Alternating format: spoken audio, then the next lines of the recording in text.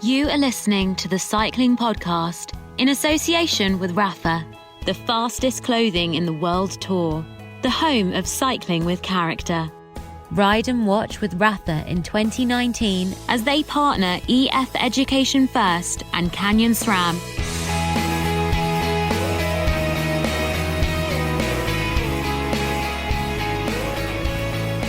Where are we, Lionel? We are at the Wold Top Brewery in a blurry bit of North Yorkshire, or at least blurry to me because I've had a tough day on the bike riding the inaugural World Championships. You see what we did there? Hey? Yeah, everyone's been drinking cycling podcast beer as well afterwards. It's the Yorkshire Wolds, I'm told, and we did a 74-kilometre bike ride. We've got an audience in front of us of about 75 people. Hello, everyone. Hello. Quite a loud bunch. And all very competent cyclists. Everybody finished. I think everybody's here. Is there anybody not here who was outing the ride earlier? Lionel's only just here. Anyone who didn't overtake me today, have a word with yourselves. You need to really... It was a really competent bunch of cyclists. There was only one guy who came out with no inner tube, no puncture repair kit, no pump even, and he unfortunately, no tire levers, and he had 3 punctures. So just one idiot. That was you. It was me. I should say, so Lionel's here. Daniel Friebe, your first appearance at World Championships. Very daunting. This is like virtual reality podcasting. Welcome, Daniel. Did you have a good day helping people fix punctures? You didn't have an inner tube. I didn't have a bike. I completed some of the ride, but without a bike. Ran the last few kilometres. Chris Froome style. Correct, yeah. Excellent. So, normally we catch up on what's happened in the racing today. Because Lionel and I were riding, François and Daniel were detailed to study the men's junior road race and tell us all about it. So if you guys would like to take that away, please. And now on to Daniel. Lap by lap, please. Detailed. Well, Daniel was actually, we were in the car and we were actually trying to help people fixing their punctures. And while I was going out taking pictures, Daniel, I must say, was actually watching the junior race on his phone. So he knows everything. He even knows who won. I do know who won. A Scottish rider with a fairly dubious birth certificate are more attacked after 5 kilometres, attacked out the back. But the winner was Quinn Simmons. I know that. I know that he's American, and I know that he won the junior Ghent-Wevelgem earlier this year. He was shoeless for part of the race. I think his shoe broke after, not today, in Ghent-Wevelgem earlier in the year. And he pedalled barefooted, very much in the spirit of the cycling podcast World Championship. Pedalled barefooted for a few kilometres and then was given some spare shoes and won Ghent-Wevelgem. And then today, I think, attacked on his own and won fairly emphatically. And any other medals awarded in that race? There was an American third as well. I noticed that. This is coming from the man who didn't mention Alejandro Valverde for the whole of the Vuelta. and there was a young British rider, Alfie George, I think it was 7th. We actually had him on the podcast briefly last night because I spoke to him after the UCI Junior Conference. So that looked like a strong performance from him. Who was second and third, Lionel? Alessio Martinelli of Italy was second, and a good Yorkshire lad from America, Magnus Sheffield, was third. That sounds like a great race. The fastest clothing in the World Tour, the home of cycling with character. Ride and watch with Rapha in 2019 as they partner EF Education First and Canyon SRAM. Thank you very much to Rapha, our title sponsor. I've actually got a Rapha Yorkshire Collection cap here. I'd like to award this to somebody. It's very fetching, isn't it? The Yorkshire colours, blue and yellow. Who was the most charming pedlar today? Who was the most stylish-looking rider? Well, I mean, I'd like to nominate... You, Lionel. No, I was going to say, perhaps give it to the most overtaken rider, in which case I would clearly be the winner. But there was a chap who came to my rescue and gave me an energy gel. It was a Science in Sport energy gel as well. Wonderfully on message. Can you make yourself known? There you are. Thank you very much. There you are. Was a lifesaver. You win a Rapha cap, which you have to wear for the rest of the evening.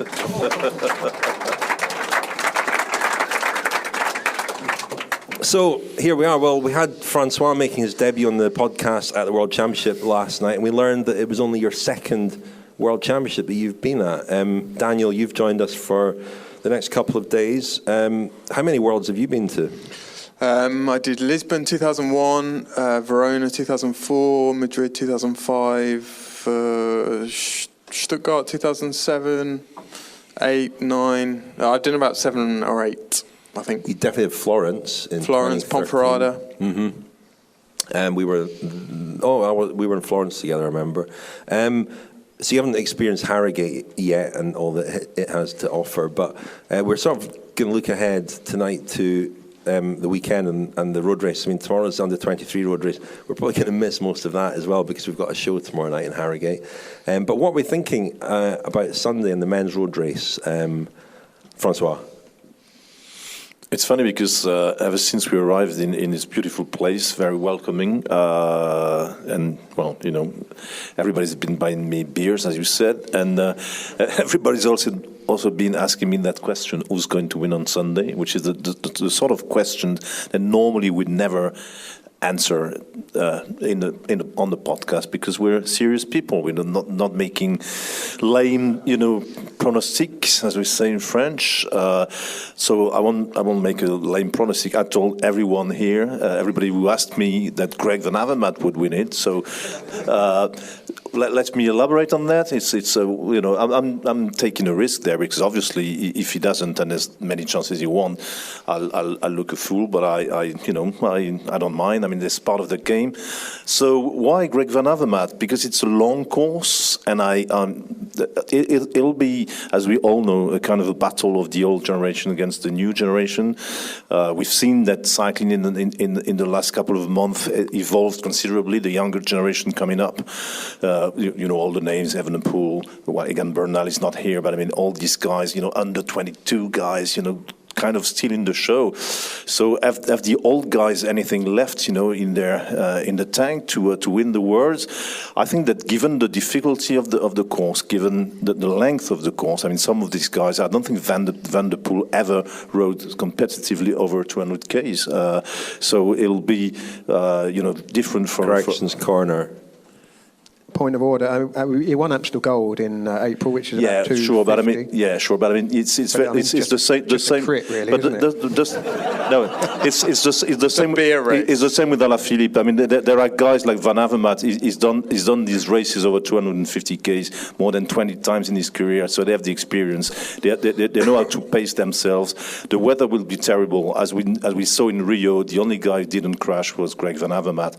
The Belgian team is absolutely massive this year, with Gilbert getting the same experience. So the only thing you could tell me is what you're saying about Van Avermaet applies to Philippe Gilbert as well, right? But I have to pick one of the two. But so strong team, experience, and the other thing is Gilbert rode a lot, and I think Van Avermaet is kind of held back a little this season. Didn't have the results he used to have, even in the Tour. He didn't really go for stage wins. My impression is that he was really building his season up to World Championships. He really thinks he's going to win. So all these little things put together, to me, make Greg Van Avermaet to me a logic favourite. And so I talked a little bit about the others. I don't think Alaphilippe will win it because the French team is not as strong as it could be. And for all the reasons I said, Alaphilippe probably rode a little bit too much this season. Started very early, did a lot during the Tour. And apart from winning Milan-San Remo, he's never been at his best in the longer distances. Compared with Van Avermaet or even some of the more experienced riders, I think it'll be the key on Sunday. So that's my tip. You mentioned bad weather. I mean, in the week we've been here so far, we've learned that the Yorkshire weather forecasts are, not terribly accurate. I mean, today was supposed to be worse than it actually turned out to be. I was playing darts with a Belgian TV journalist called Renat Schotter last night, and he... Was that rained off? No, that was fine. That's fine. Play darts indoors, Richard. And he was saying that in Belgium, on the national broadcaster, the number 3 weatherman got a go doing the weather yesterday, and to make a name for himself, he's predicted howling gales, crosswinds, storms on Sunday, and it's become like a big story in the news that the road race is going to be a real kind of Flandrian fest in the weather stakes. But the rumble is that he's basically just said it to make a name for himself, moving himself up the weatherman pecking order. But if he gets it wrong, and I don't want to go on a tangent about weathermen, but, if weathermen then get it wrong, surely they slide back down the pecking order. Look at Michael Fish. Talking of Belgian journalists, I'm tipping Bob Jungels because... What? Because a good friend and colleague of ours, Hugo Korwitz, who is one of the longest-serving journalists in the sort of cycling press pack. He's not necessarily renowned for his speculative capacities. I'll give you an example to illustrate the point. There was one day in the Vuelta in Oviedo, we were standing in the press tent behind the finish line, and punctually every 10 minutes for the last hour of the race, he would nudge me and go, Friebe, Van der Sande, pay attention, Van der Sande. And then 10 minutes later, it'd be another Lotto Soudal rider. And he ran through the whole roster in the course of Friebe, pay attention, Jasper de Boost. I don't think Jasper de Boost was even riding the Vuelta. Anyway, Hugo said to me the other day, Friebe, pay attention, Bob Jungels. So Bob Jungels is going to win the Worlds. Well, was he paying attention in the time trial? I mean, Bob Jungels was way off the pace in the time trial. He finished well down. I wasn't paying attention to the time trial. Was he really that far off the back? Yeah, you can't really be off the back in a time trial, can you?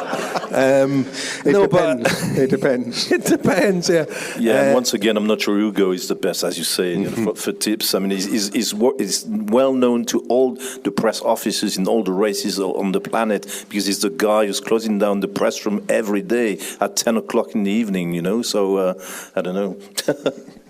But yeah, Bob Jungels, I was surprised because, ordinarily you would have thought both the time trial and the road race would suit him if he was in good form. But he seems to, he's such a strong kind of spring classics campaign, and he's been really off the boil at the Giro and ever since. Don't know what's up with him. Have you chaps been out on the route? Have you got a lot of these people good grasp of what it's going to be like? Because altitude meters, which are not a particularly good guide or anything, it's about 3,500 meters, which would put it somewhere around kind of where Madrid was. Madrid didn't really have a big climb either in 2005. Tom Boonen won that, and there have been a few that have been there or thereabouts 3,500. It's kind of mid-range, and I don't think it goes up as high as 2,000 meters, does it? No, it doesn't. But the unusual thing about this Worlds, I think, is that there is no flat road, really, is there? And I think it's just it's dozens and dozens, if not hundreds, of small accelerations, which is why one of the reasons why people are saying Van der Poel is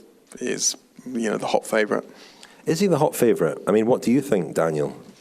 For that reason, deferring to people who know better than me, I would say that yes.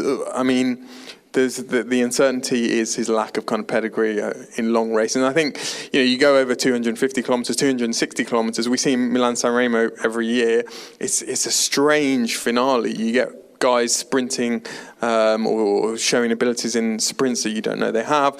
Other guys who fade badly after 260, 270 kilometres. And we don't really have any reference points over those distances. So it could be something completely different from what we expect. Yeah, I talked to lots of old riders, like Charlie Motte used to tell me, it's the same as the third week in the Grand Tour, or it's the same altitudes over 2,000 meters. There are riders, or that there is a level past 250 or 260.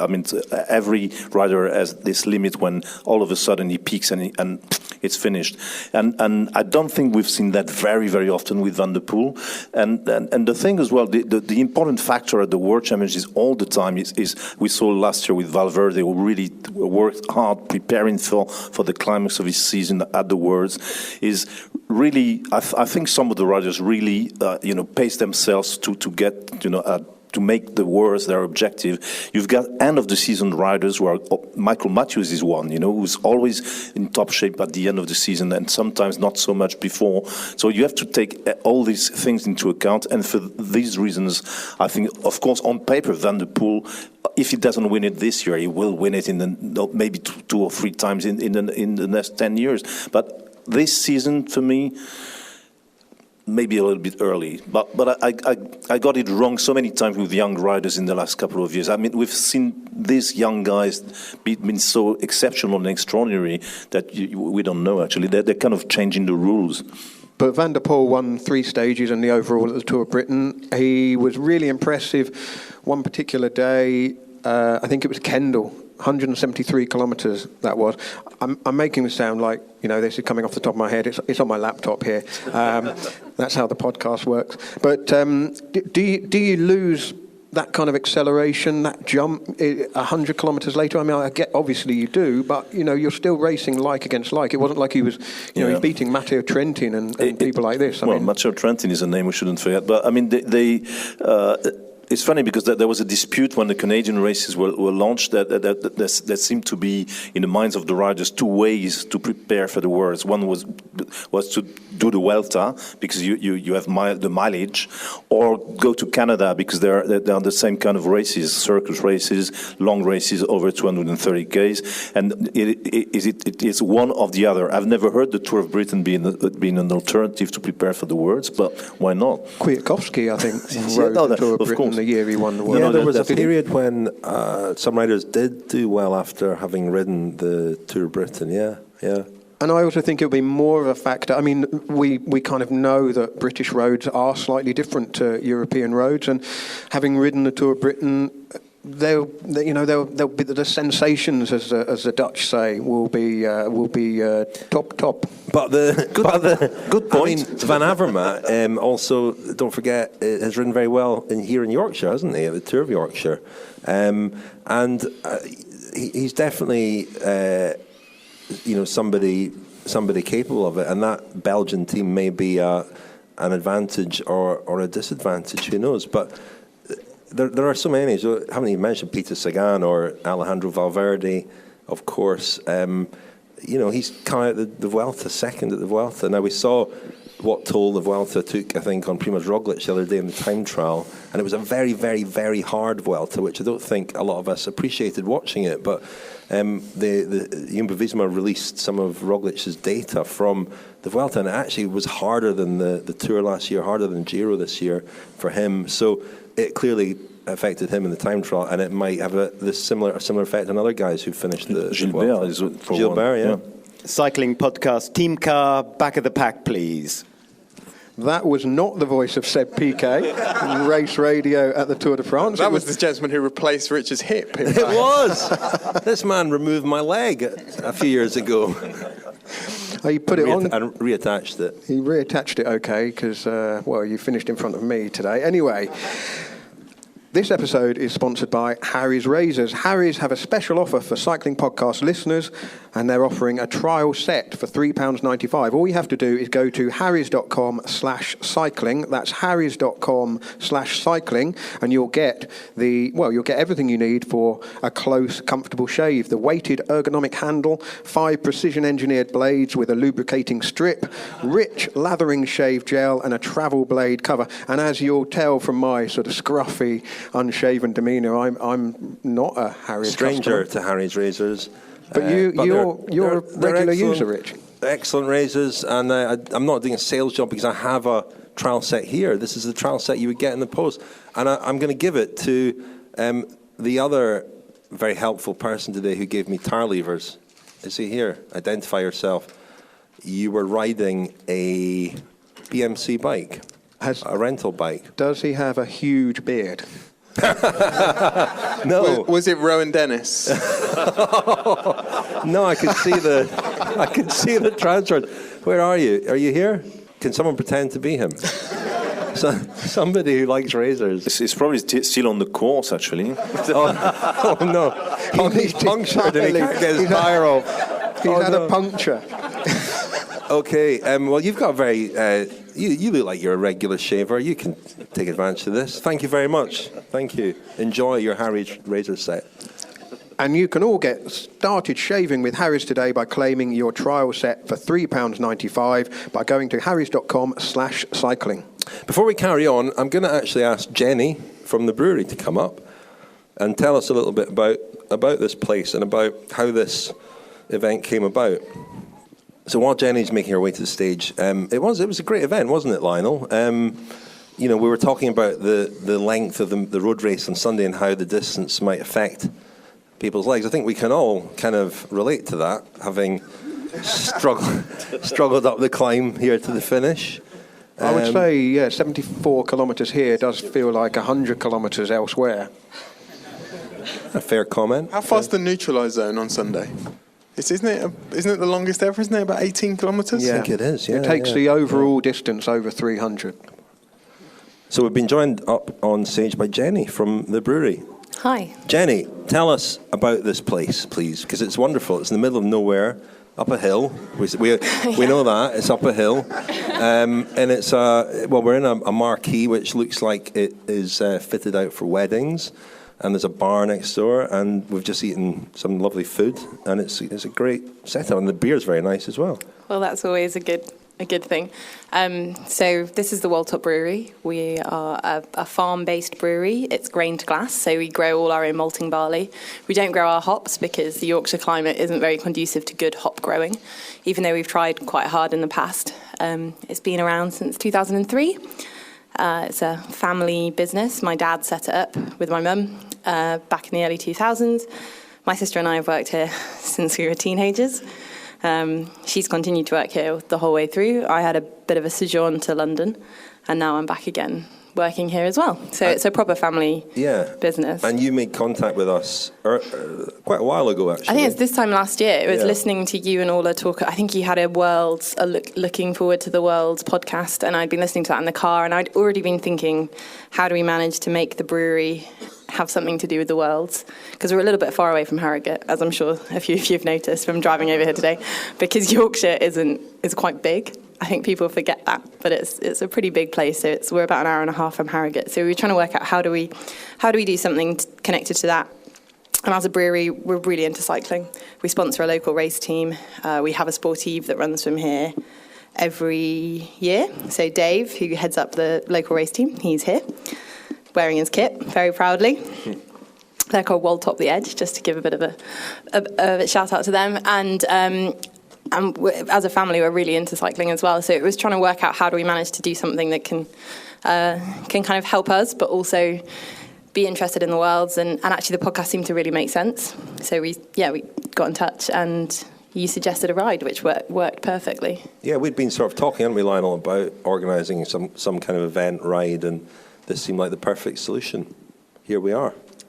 Well, it's been the perfect solution. I mean, what more do you want? I mean, bike riding and beer go perfectly together, as far as I can see. So, yeah, why not? It's been a great day. It has been quite challenging for me because I've not been doing a lot of cycling this year. But it was a relief to get round, and a shout out for Andy Mackey of La Corsa and Jimmy McCallum, McCallum. You've been listening to Hugh Porter on commentary. Is it McCallum? Used to always call him Jamie McCallum. Well, it's kind of Scottish pronunciation. I'm trying to give it a pronunciation police here. James McCallum. Yeah, James is a former professional rider, Commonwealth Games bronze medalist, 2006, national crit champion as well a couple of times. And well, they plotted, I thought, a great route. I mean, I was really surprised by how quiet it was out there, and the quality of the roads was great compared to where I do a lot of my cycling. So yeah, all in all, and we got lucky with the weather, didn't we? Given what it could have been. So thank you very much, Jenny. And your Queen of the Mountains is safe up here, I think. I'll have to check that. I checked it. It is. Oh, great.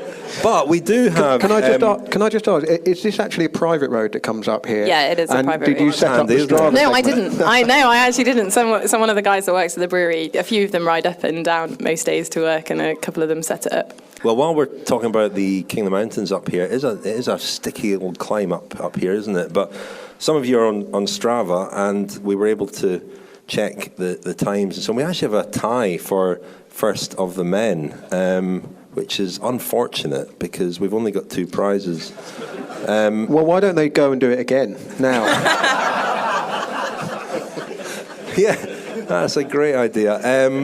But yeah, I mean, it's tough, deceptively tough climb that.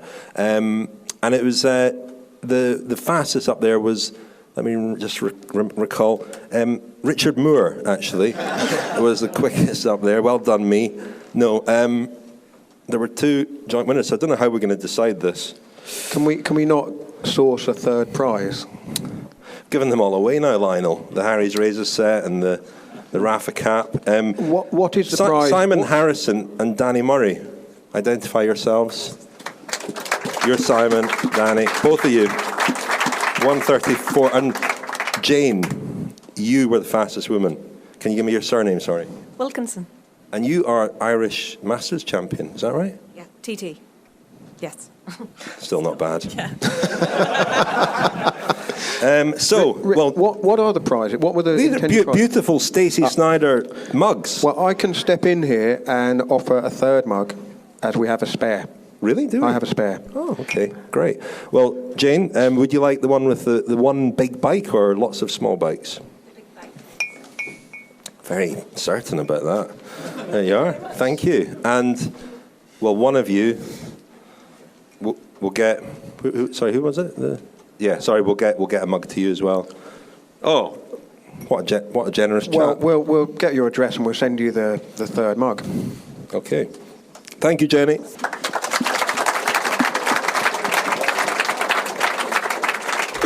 I knew you'd forgotten something, Jenny. We're in the bar now after the event, and you're offering listeners to the second podcast some money off some of your Wold Top Brewery beer.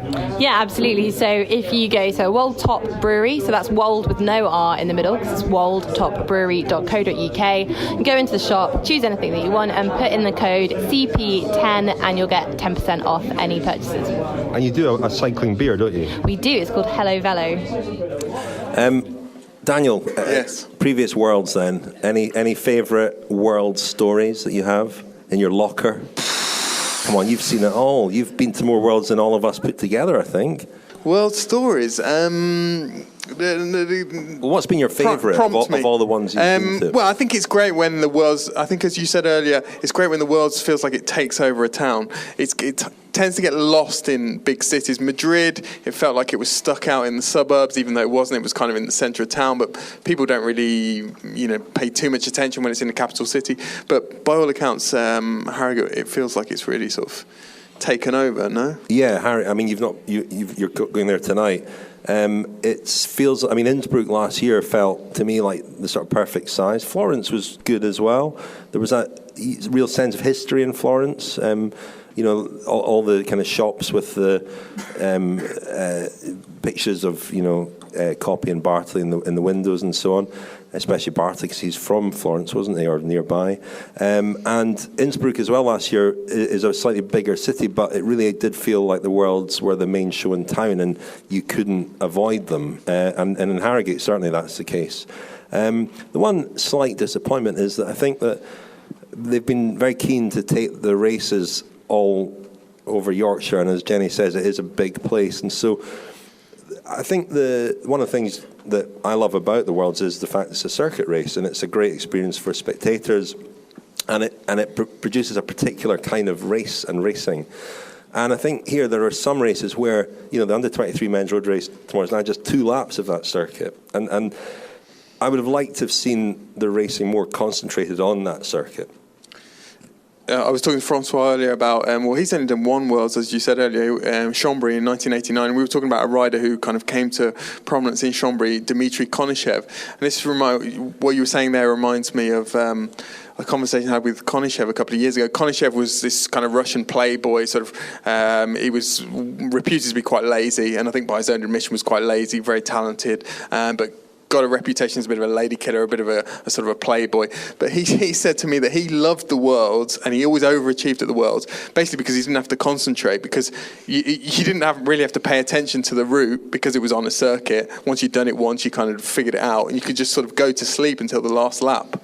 But it is funny, like some riders really thrive on that format, the sort of circuit races, and to a sort of to a disproportionate extent. I mean, I remember the French rider. I mean, he didn't win a Worlds, or even I think he won the French championship once. Arthur Vichot was always great at circuit races, but not so good in more conventional races? It was the best for very, very, very long time. Visho was, I mean, in Canada, I've always loved actually circuit races, and I'd agree with you on that. You know, for a long time, the words were kind of criticized by the cycling press because it was over one day, and how can you, tell a guy's a world champion on just a one-day race? But as we saw from the past now, I mean, it's always a great rider winning it, and this format of a circuit race.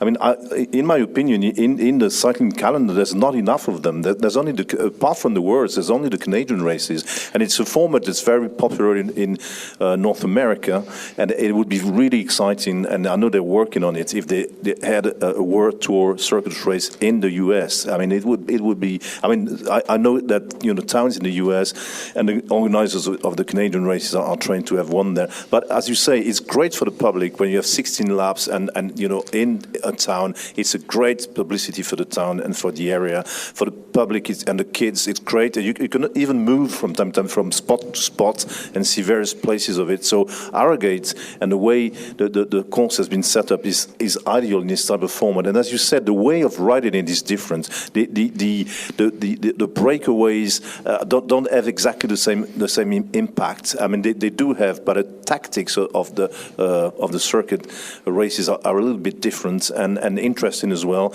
It's really a kind of wearing out process. If you look at the big circuit races, at the end of the race, it's very rare that you have a bunch peloton finishing. It's usually either a couple of guys have gone or a very small group of riders finishing up, which proves how demanding this format is, especially over a long distance. So great races. Harrogate seems to me, from what I've seen of the course, to fit the format ideally. So we should have a really, really exciting race on Sunday. Just on circuit races suiting some riders and not others, it's also a psychological test because there are multiple opportunities just to put a foot down in the pit zone or at the finish line. Not a World Championship level anecdote this, but I do remember the Linda McCartney team rode a race called the Route Adderley about 20 years ago, and I sat in the team briefing, which was being given by Sean Yates, the sports director, and Matt Illingworth was kind of just looking at the profile on the sort of PowerPoint or whatever equivalent it was back in those days, and kind of you could tell from his body language he wasn't relishing it too much. And, we come in from there to there, and then there's 14 laps, and Illingworth said, love races like this, 14 times past the hotel.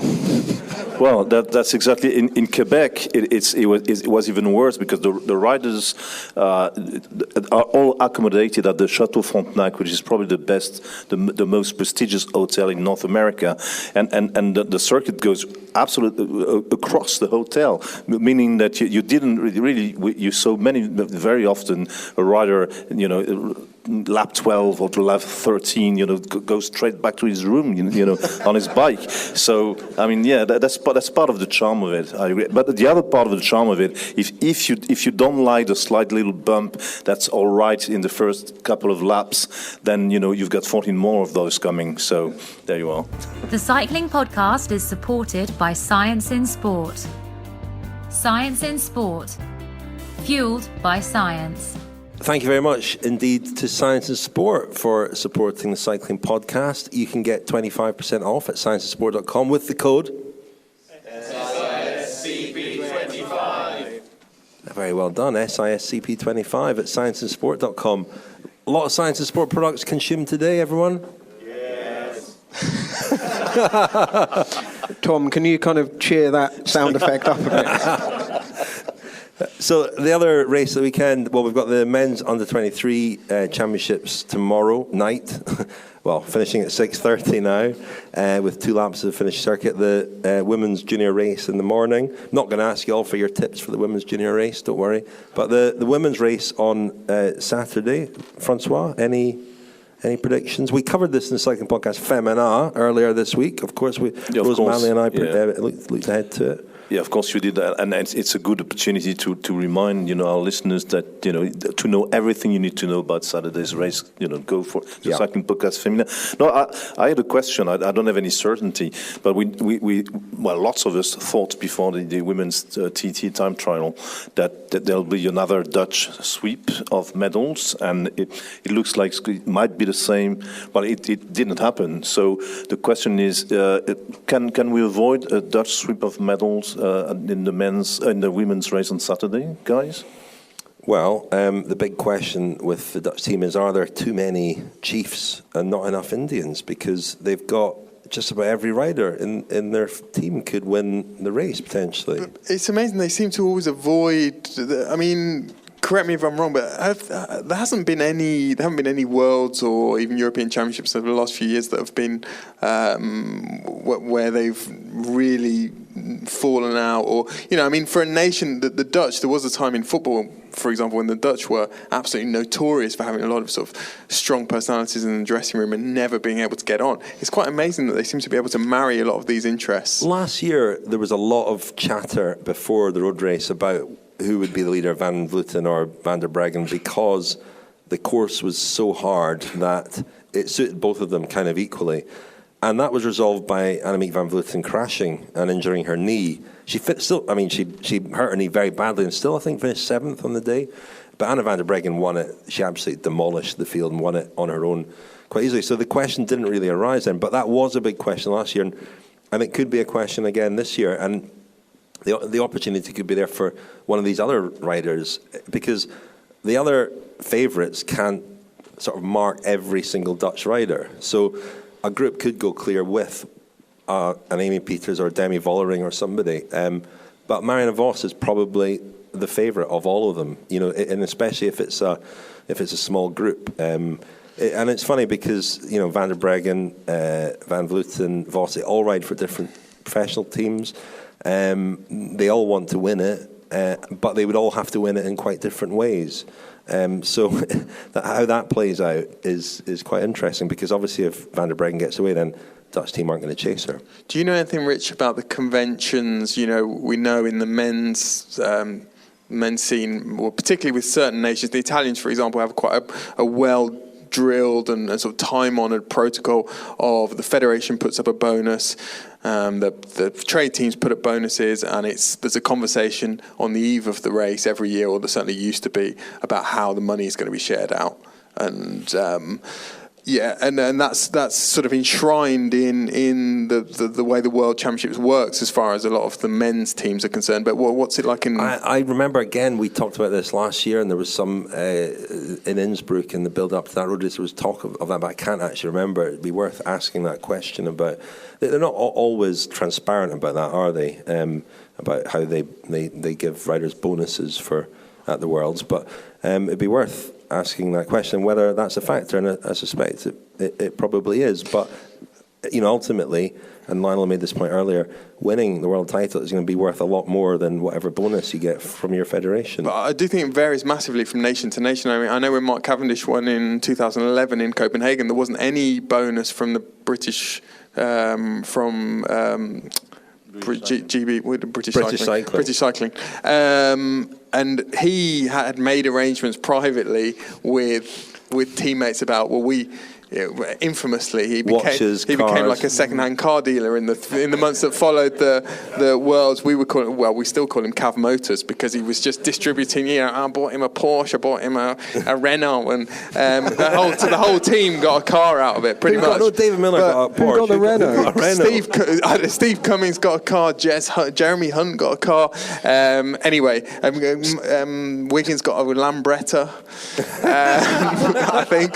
So, but was Cummings late coming up with a water bottle, and he only got a Fiat 500? I'm not sure, but as I say, in the Italian team, it's always been it's almost a tradition, and this meeting always takes place on the night before the Worlds, where they all sit, and it's often been very, very contentious. But the Italians are often the team where that question is thorniest, isn't it? Because they seem to have the most problems working together as a team. I mean, they've got lots of other riders from other nationalities working for them as well.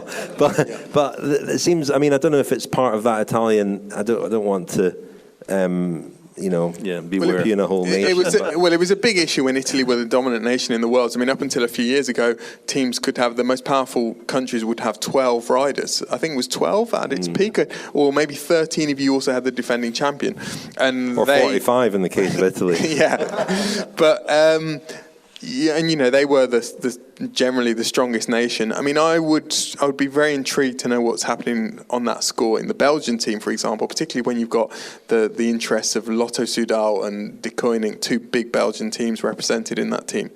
And, I was at an event last night where we were talking about the strength again, and it's sort of a similar scenario to the women's road race, where you've got one really team that's really much stronger than all the other teams. And I guess the Belgian team this year is that team in the men's race, but in the Dutch team you've got Mathieu van der Poel as the obvious kind of leader. But does that mean necessarily that the other Dutch riders are going to work for him and help him? Does he need that? Because he's not had an awful lot of team support in all his major wins so far. What happens with the French, François? You mean with the women, or no? Well, I mean, there are stories from the French team as well about this kind of thing, aren't there? The kind of skullduggery, intrigue, and I mean the system you described about deciding who's the leader, and I mean, in the men's team this season, I mean, there's no doubt whatsoever who the leader was. It was a problem last year, when Julien Alaphilippe realized in the middle of the Worlds that he was not in great shape, and Pinot had worked very hard for him, and had he known beforehand that Alaphilippe was on a bad day, he might have ridden it differently. And finally, Bardet was second, so which proves that the plans that you can make before the race, especially once again with such long courses and different again formats of racing from the ones they're used to during the year, make things a little bit different. It'll be very interesting to see how the Belgians ride this year, because of exactly of what you said. Who's going to be in the best shape? Who's going to sacrifice himself and go in the leading group? Because they always do in the first half of the race. There's always a major contender in the break. I mean that's in the French camp this year. I mean, Alaphilippe is the undisputed leader. The team has been built around him. He got two De Koning Quick-Step teammates in the team, especially dedicated to help him out. So he's the only option. There's no other option. So what about the cash, the pognon? I think that Tommy Voeckler is the new team captain for France. When you've got a leader like Alaphilippe, it's been decided from the start, and actually the team has been entirely built around him. Like you have two teammates from the Koning Quick-Step. You have this guy and this guy to help you out in the first half. These guys to protect you, and this guy to go in the break. Everybody has got its designated role, so it's exactly the same setup as in the World Tour team. Of course, Alaphilippe, if he wins, will get the most money. But the rest of in the rest of the positions, since there's no kind of competition for the number one job, I think they'll all get the same bonus. I hope Voeckler's not doing the tactics for Alaphilippe, because then we'll see Alaphilippe riding last for the first 100 kilometres and then launching a stupid solo attack with 150 to go. Well, it might with his tongue out. Who knows? It might be the way to beat the Belgians. Who knows? Yeah. Very, very speculation heavy, this podcast, isn't it? We should wrap things up, because we're going to end the podcast, but then take questions from you guys. So we wrap things up there. Thank you very much, Lionel. Thank you, Richard. Thank you, Daniel. Thank you. Thank you, François. Thanks. And thank you, everyone.